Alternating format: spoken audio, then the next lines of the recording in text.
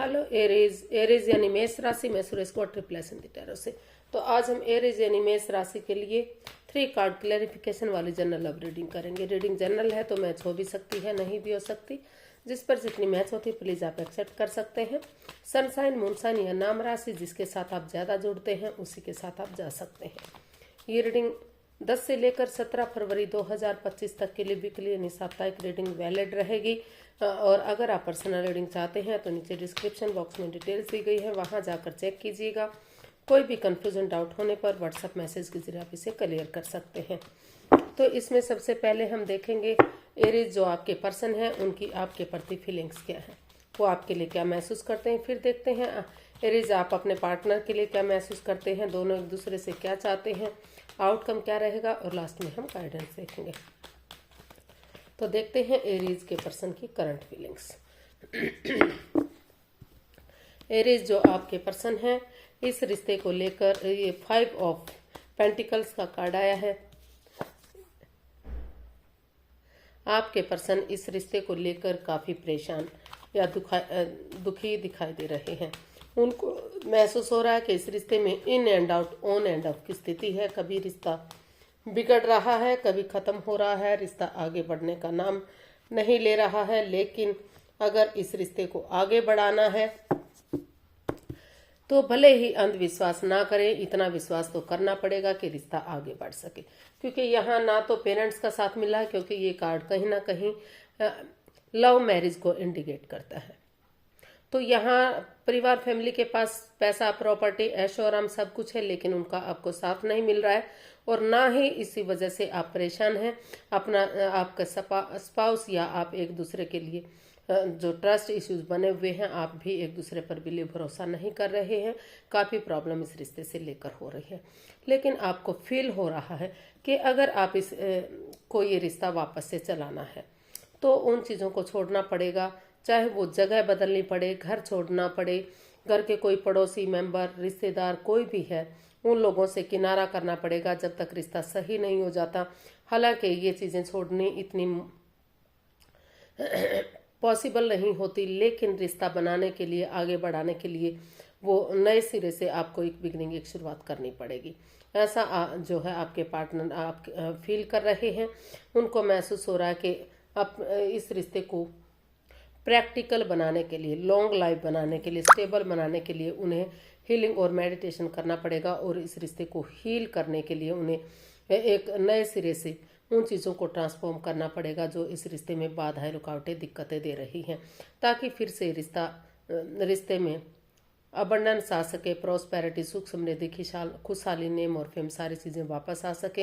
ये रिश्ता ग्रोथ और सक्सेस कर सके और काफ़ी अबंडेंस इस रिश्ते से उन्हें मिल सके।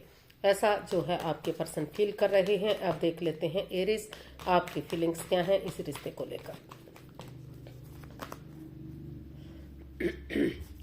एरीज आपको फील लग रहा है कि आपके पार्टनर ने आपको काफ़ी चोटिल किया है, मतलब काफ़ी परेशानियां दी हैं, दुख तकलीफ में है आप। जिस पर आपने भरोसा किया, यकीन किया, उन्होंने ही आपकी पीठ में छुरा घोपा। आप उठ नहीं पा रहे हैं, चल नहीं पा रहे हैं, काफ़ी प्रॉब्लम में है। लेकिन फिर भी चाहे कुछ भी क्यों ना हुआ हो, आपको लग रहा है कि आप रुकेंगे, ठहरेंगे, सोचेंगे, विचारेंगे। और क्योंकि जो नया रिश्ता है, अगर हम इसको क्लैरिफाई करते हैं तो ये कार्ड्स बता रहे हैं कि जो नया रिश्ता है वो भी प्रॉब्लम दे सकता है। हालांकि हो सकता है कि आपके पास नए रिश्ते भी आ रहे हों, लेकिन आपने डिसाइड किया है कि रुक कर, ठहर कर, सोच विचार करके ही आप इसमें आगे बढ़ेंगे। इस रिश्ते को उसी उम्मीद के साथ कि जैसे रात के बाद दिन होता है, अंधेरे के बाद उजाला होता है, और अमावस्या के बाद धीरे धीरे करके, जैसे अमावस्या में जो है अंधकार होता है अमावस्या तक, और उसके बाद धीरे धीरे करके रोशनी बढ़ जाती है और पूर्णिमा तक अपनी रोशनी चारों तरफ बिखेर देती है। तो उसी उम्मीद के साथ आपको लग रहा है कि दुखों के बाद सुख भी जरूर आएंगे, एक ना एक दिन ये रिश्ता फिर से बनेगा। इसी उम्मीद के साथ आप इस रिश्ते को एक मौका और देना चाहते हैं। ये आपकी दिली तमन्ना है।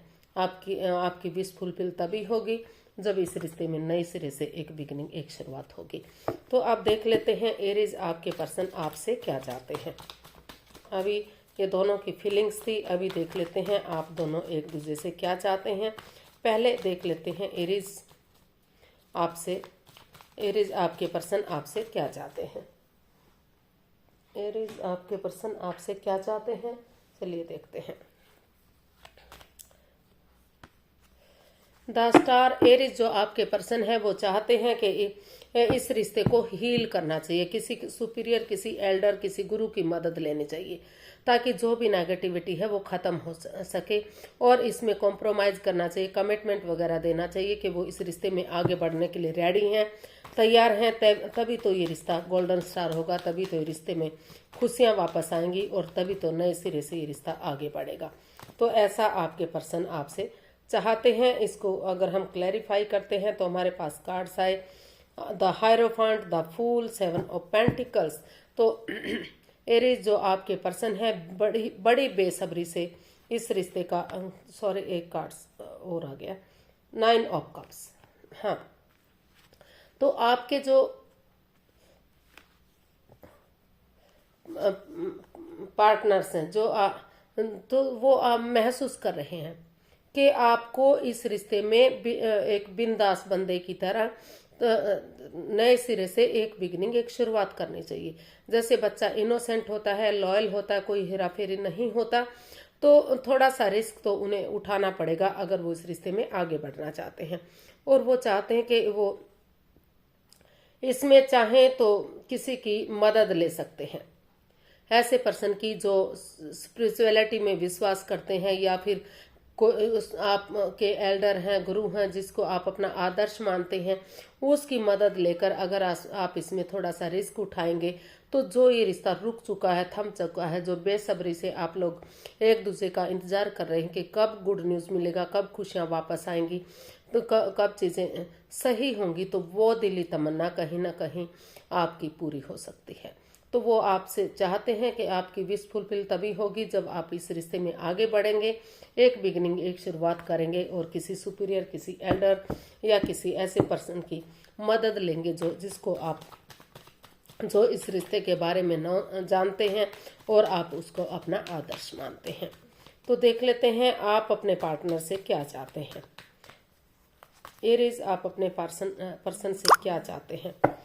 Night of swords. आप चाहते हैं कि वो अचानक से उनका आना हो, अचानक से वो इस रिश्ते में आए और इस रिश्ते को एक कर दे। वो जिसका वो वेट और इंतजार भी ना कर रहे हों, अचानक से उनका आगमन होना चाहिए और इस रिश्ते को आगे बढ़ाना चाहिए। या फिर कुछ केसेस में ये लग रहा है कि जल्दबाजी में आकर उन्हें कोई एक्शन नहीं लेना चाहिए। अगर सामने वाला जल्दबाजी करने के लिए कहता है तो उसे रुकने के लिए कहिए, और रुक कर ठहर कर सोच विचार करके आगे कदम बढ़ाइए। तो देख लेते हैं एरीज आप क्या चाहते हैं। एरीज आप यही चाहते हैं कि जो इस रिश्ते में in and out, on end of की स्थिति है, प्यार है, प्रेम है, अट्रैक्शन है, फीलिंग है, अटैचमेंट है, सब कुछ है, लेकिन कहीं ना कहीं कमिटमेंट वगैरह दिखाई नहीं दे रहा है। तो आप चाहते हैं कि रुक कर ठहर कर सोच विचार करके आप आपस में बातें करके इसमें डिसीजन लें, जल्दबाजी में कोई एक्शन ना लें। इसमें जो है परिवार या फैमिली का सपोर्ट ले सकते हैं, या किसी इसमें टीम वर्क इसमें किया जा सकता है।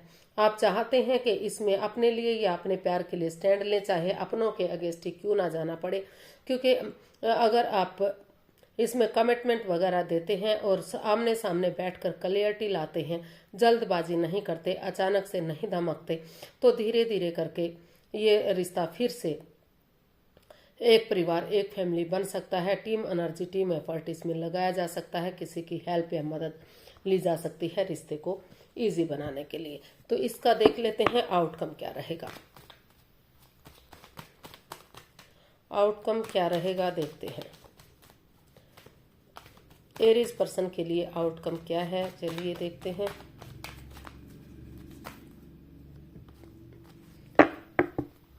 Nine of pentacles. तो जो इसका आउटकम बता रहा है कि इस रिश्ते को स्टेबल और कामयाब बनाने के लिए पहले खुद को स्टेबल करना जरूरी है। अपना name, fame, job, business, career, पैसा, मनी, स्टेबिलिटी, उन चीज़ों पर ध्यान दिया जा रहा है ताकि आगे रिश्ता बनने में कोई प्रॉब्लम ना हो, कोई परेशानी दुख तकलीफ ना हो। और उनको महसूस हो रहा है कि यूनिवर्स की तरफ से गुड न्यूज़, गुड मैसेज मिलेगा। और गुड न्यूज़ यही होगा कि ये रिश्ता फिर से रीयूनियन, रिकॉन्सिलेशन होगा। इसको अगर हम क्लैरिफाई करते हैं तो हमारे पास कार्ड साइज swords, 7 of swords, the world and 3 of cups. तो इसका आउटकम यही बता रहा है कि पहले खुद पर फोकस कीजिए, अपनी जिम्मेदारियों को समझिए, खुद के लिए स्टैंड लीजिए और फिर चाहे इसमें सरल और सीधा रास्ता अपनाएं, चाहे टेढ़ा मेढ़ा रास्ता ना अपनाएं, यानी कि किसी के साथ चालबाजी ना करें, धोखाधड़ी ना करें, पीठ पीछे कुछ ऐसा ना करें कि आपको बाद में रिग्रेट हो। तो इसका आउटकम यही बता रहा है कि उन परेशानियों से बाहर निकलते हुए सीधे और सरल रास्ते से इस रिश्ते में नए सिरे से एक नया चैप्टर, नया अध्याय शुरू होता दिखाई दे रहा है।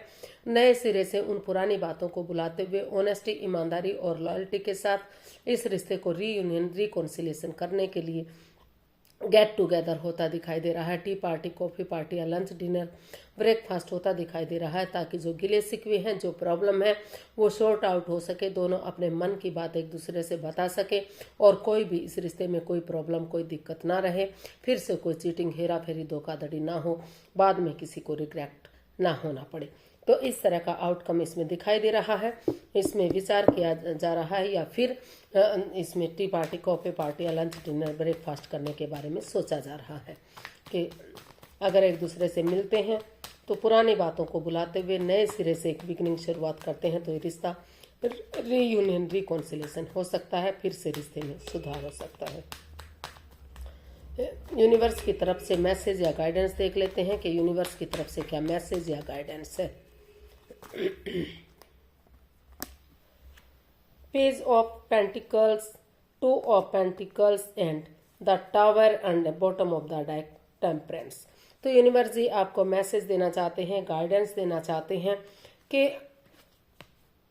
ये एनर्जी इमेच्योर हो सकती है, या तो एरीज आप इमेच्योर हो सकते हैं, या तो सामने वाला हो सकता है। आप बिगिनिंग और शुरुआत कर सकते हैं, लेकिन अभी आप काफ़ी कंफ्यूज्ड हैं, आप जिग जैग कर रहे हैं, जगलिंग फेज में हैं, उससे आपको बाहर निकलने की ज़रूरत है। आप जो रिश्ता ख़त्म हो चुका है, जो रिश्ता बनते बनते ख़त्म हो गया, जिसमें इतना प्यार प्रेम था, ये लग रहा था कि रिश्ता जो है लॉन्ग लाइफ रहेगा, स्टेबल रहेगा, कभी कोई परेशानी दिक्कत इस रिश्ते में नहीं आ सकती, तो वो प्रॉब्लम अचानक से कुछ ऐसा हुआ कि सब कुछ बनते बनते बिगड़ गया। जिनका रिश्ता ऑलरेडी शादीशुदा थे उनके रिश्तों में दरार आ गई, दूरियां बन गई, नो कांटेक्ट जैसी परिस्थिति बन गई और डाइवोर्स जैसी स्थिति बन गई।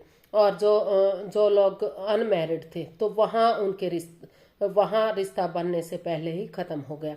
तो जब तक ग्रह नक्षत्र बैलेंस नहीं हो जाते, आपके चक्रास बैलेंस नहीं हो जाते, आप हील कीजिए, मेडिटेट कीजिए अपने आप को, अपने चक्रास को हील कीजिए, तभी इस रिश्ते में बैलेंस आएगा। Equal give and take of energy लाइए, बैलेंस लाइए, स्टेबिलिटी लाइए, अपने इमोशंस पर कंट्रोल कीजिए, अपने गुस्से पर, अपने एंगर पर कंट्रोल करते हुए पर्सनल और प्रोफेशनल लाइफ में बैलेंस बनाकर चलिए। अगर आप बहुत क्योंकि घर गृहस्थी के समय में, प्यार के समय में आप परिवार को, फैमिली को प्यार दीजिए, और प्रोफेशनल टाइम में अपने बाहर के जो काम हैं उनका निपटारा कीजिए, चाहे वो फाइनेंस से रिलेटेड है, बैंक से रिलेटेड है, जॉब बिजनेस से रिलेटेड है, उन चीज़ों का निपटारा कीजिए जो बाहर के काम हैं।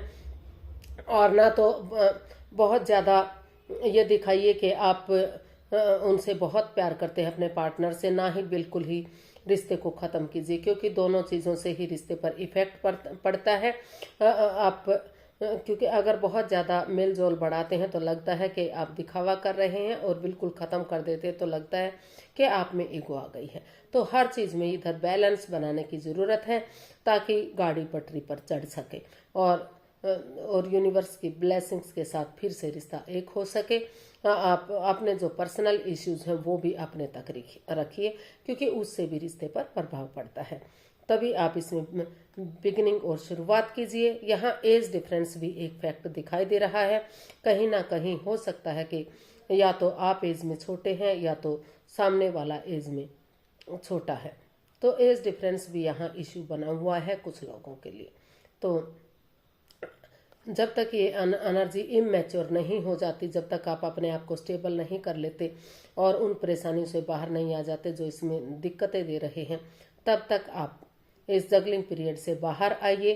अपने आप में समझौता कीजिए कि आपको इस रिश्ते में जाना है या नहीं जाना है, ताकि ये रिश्ता आगे बढ़ सके, कामयाब हो सके, अगर आप सोच विचार करके आगे बढ़ेंगे।